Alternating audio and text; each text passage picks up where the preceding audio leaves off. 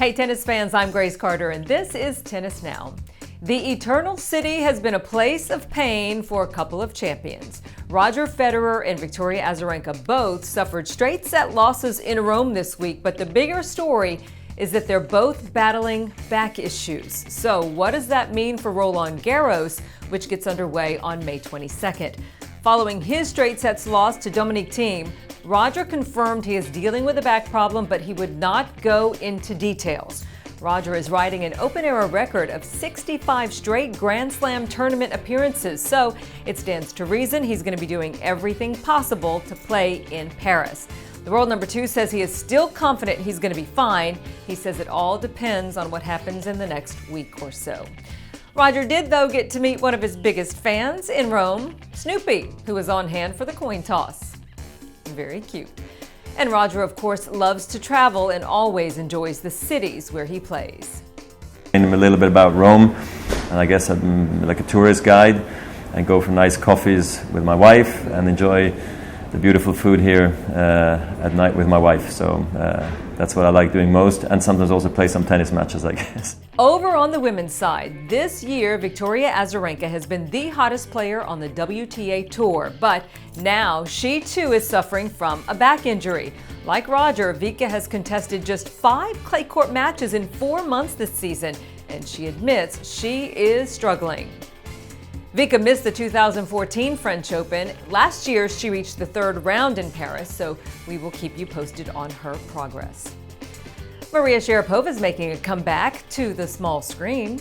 The former number 1 joins her BFF Chelsea Handler on her new Netflix talk show, which debuted this week.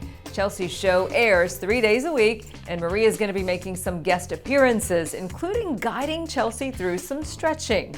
Maria posted this Instagram image cautioning, "Be careful when she laughs at your jokes. It doesn't always mean you're funny."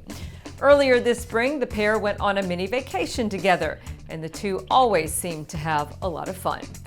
Meanwhile, Sharapova is still on provisional suspension, awaiting a hearing to decide her doping case. But Maria sure looks like she's ready to get back to action. Nick Kyrgios has joined forces with famed Italian footballer Francesco Totti in Rome for an expo against Fabio Fognini and Alessandro Florenzi.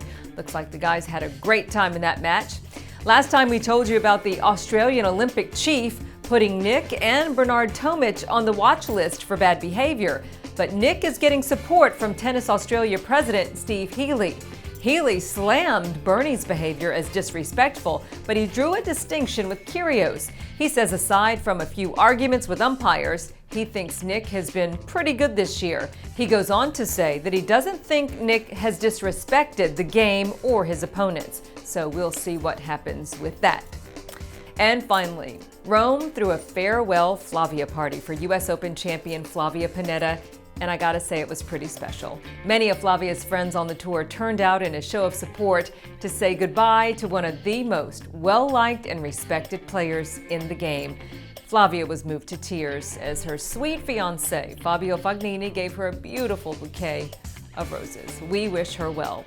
That's the news for now. I'm Grace Carter. See you next time here on Tennis Now.